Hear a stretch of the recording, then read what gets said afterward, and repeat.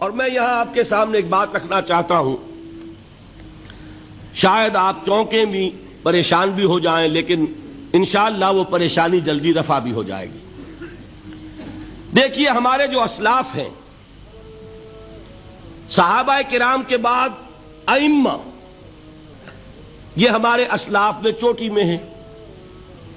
ان اسلاف میں، ان ائمہ میں دو بنیادی قسمیں ہیں، ایک محدثین اور ایک فقہاء۔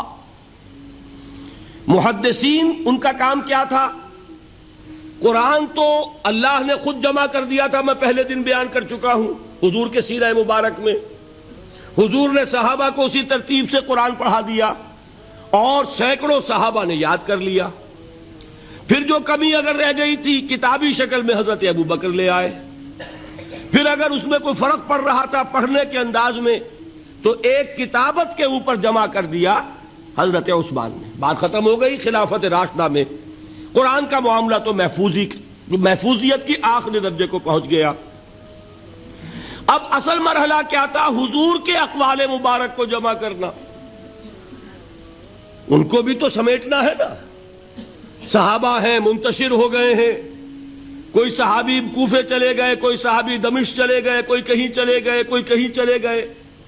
میزبان رسول جو ہے وہ دفن ہے قسطنطنیہ کی فصیل کے باہر، حضرت ابو ایوب انصاری رضی اللہ تعالی عنہ۔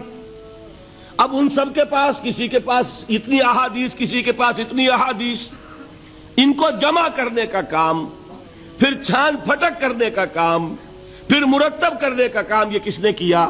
محدثین کرام نے۔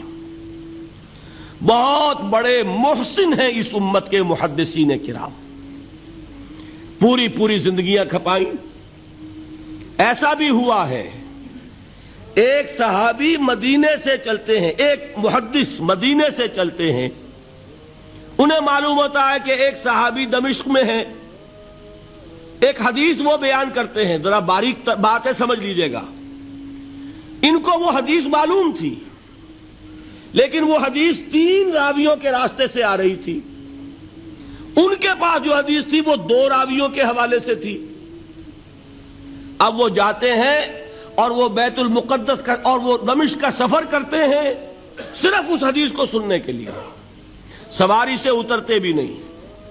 میں نے سنا ہے آپ حضور کی یہ حدیث بیان کرتے ہیں، جی ہاں، ذرا مجھے سنا دیجئے۔